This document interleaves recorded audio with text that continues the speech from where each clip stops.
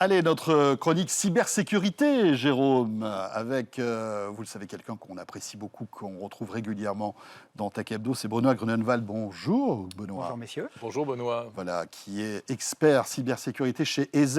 Et Benoît, tu voulais eh bien, nous informer d'une menace qui plane actuellement pour tous les utilisateurs Hmm. d'Android. Exactement, une tendance qui se confirme sur Android, à la fois sur des menaces qui ciblent des personnes en particulier, bien souvent dans le milieu de la défense, de l'aérospatiale, l'industrie sensible, on va dire, une industrie souvent concurrentielle où il est intéressant pour des industries concurrentes ou des pays d'aller chercher de l'information. Ouais. Et Donc ça, c'est ça, ciblé. c'est très ciblé. On le voit notamment grâce à des logiciels malveillants qui vont s'installer de manière insidieuse, bien souvent malheureusement avec le concours de l'utilisateur. Et ces logiciels, notamment le dernier que l'on a trouvé, c'est assez marrant parce qu'il a pour objectif de vous sécuriser. Il est déguisé sous forme de VPN. Oui. Il prend et il reprend les codes et le faux site web d'une Oui, solution VPN. VPN. Mhm. Et malheureusement, lorsque vous l'installez, au lieu d'installer une solution qui va vous protéger, eh bien, vous installez un logiciel espion. C'est Bahamut, c'est ça? Exactement. Bahamut. Et ce logiciel-là agit plutôt en Asie du Sud, mais ce que l'on voit généralement au niveau menace dans certaines régions, certains continents, eh bien, vont par la suite pouvoir être utilisés dans d'autres, pourquoi pas en Europe. Bon, alors ça, c'est pas rassurant, mais on se dit, c'est donc très ciblé. Malgré tout, il y a aussi des menaces beaucoup plus générales et qui peuvent toucher tout un chacun. Tout à fait, on l'a vu avec APT-C50, qui est un groupe qui vise des populations plutôt iraniennes et qui leur met à disposition un logiciel basé sur un logiciel espion du commerce qui a été modifié et qui, lorsqu'il va s'installer, eh bien, va pouvoir récupérer un très grand nombre d'informations sur le device, sur l'appareil Android, à la fois les SMS, les conversations, la géolocalisation. Les Iraniens particulièrement en ce moment, depuis les mouvements, depuis le soulèvement Alors, c'est une campagne qui dure depuis 2016. D'accord, Les oui. prémices de ces Ah campagnes oui, d'accord. ont Ça été date pas vues d'hier. depuis 2016. Ce que l'on a noté en 2022, c'est une mise à jour de la campagne visant notamment à réduire, lors de l'accès initial, les fonctionnalités du logiciel malveillant pour, nous pensons, passer plus facilement sous les radars et donc être déployés plus massivement. Évidemment, on ne sait pas, comme d'habitude, qui est derrière ce logiciel. APTC50 est un groupe.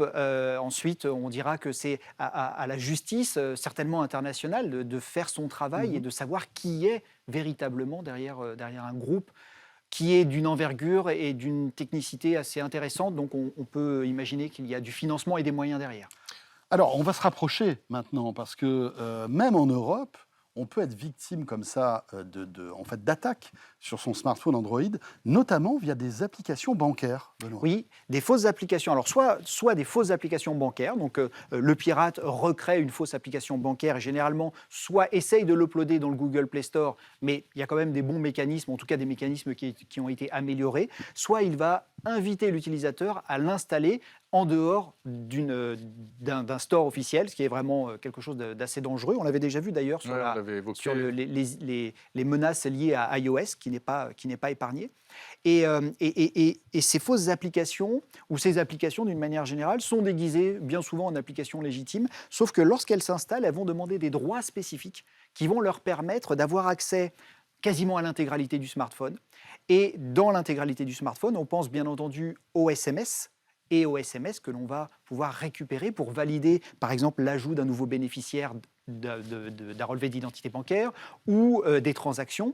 Et malheureusement, en interceptant ces SMS Ouais, et en bien les sûr. effaçant, Mhm. eh bien, les applications effectuent des opérations dans notre dos. C'est-à-dire qu'en fait, ça met à mal la double La double authentification qui authentification. est en train de se généraliser aujourd'hui. Exactement, exactement. Donc c'est pour cela qu'on a l'authentification biométrique, c'est pour cela qu'il faut rester vigilant et finalement faire aussi très attention aux appels et aux SMS. parce que les SMS, ce qu'on appelle smishing, l'équivalent du phishing ou de l'hameçonnage par SMS, eh bien, vont être des portes d'entrée sur nos smartphones, mais pas que, parce qu'on voit que les cybercriminels, sentant qu'il y a du gain à se faire, eh bien, vont passer des appels. Et on voit des campagnes qui sont menées par ces groupes de cybercriminels qui nous appellent et leur insistance et leur détermination est assez grande et ils arrivent au bout de des fois 3-4 appels à nous amener à divulguer des informations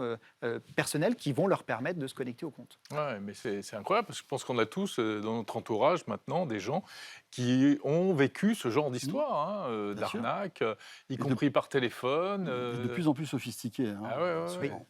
Qu'est-ce qu'il faut faire pour essayer de limiter la casse, Benoît, pour ne pas se faire avoir en téléchargeant une application bancaire qui soit bidon?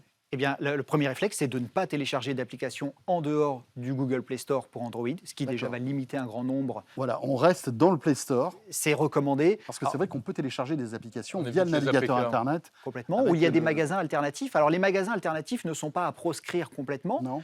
mais il faut vraiment être vigilant, suivre le score que peut avoir, la note que peut avoir l'application que l'on souhaite ajouter, et s'assurer que celle-ci n'est pas malveillante. Alors ça se fait par plusieurs méthodes, notamment la première méthode, c'est d'installer toutes les mises à jour et d'être bien précautionneux quant aux mises à jour que l'on fait sur ces applications et sur ces appareils. Les suites de sécurité sont aussi un bon moyen. Par exemple, pour l'opération en Iran, cette opération qui s'appelle Furball utilise un logiciel malveillant que les applications, dont les nôtres, avaient repéré comme application malveillante. Donc là, on est protégé. Donc là, on est protégé, on a déjà une bonne barrière. Et puis ensuite, avoir un niveau de sensibilisation qui fait qu'on va se poser des questions lorsqu'il y a des comportements. Pas aller trop vite. Exactement, Ne et pas aller cliquons trop vite.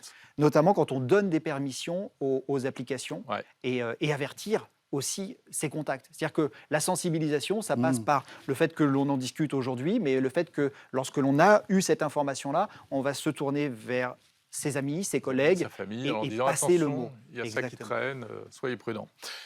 Voilà, Merci donc beaucoup. il faut faire toujours attention, bien sûr, hein, que ce soit sous Android, mais on l'a vu aussi l'année dernière avec l'iPhone, parce que l'iPhone n'est pas à l'abri. Hein. On se souvient de Pegasus, notamment, qui avait infecté des milliers d'iPhones. Hein. Les moyens sont différents, mais Mm. l'iPhone n'est pas à pas l'abri. épargné. Il y a bien sûr. toujours forcément un trou dans la raquette, quelque part, comme on dit. Merci beaucoup, Benoît. Benoît Grunewald, donc porte-parole d'EZ France.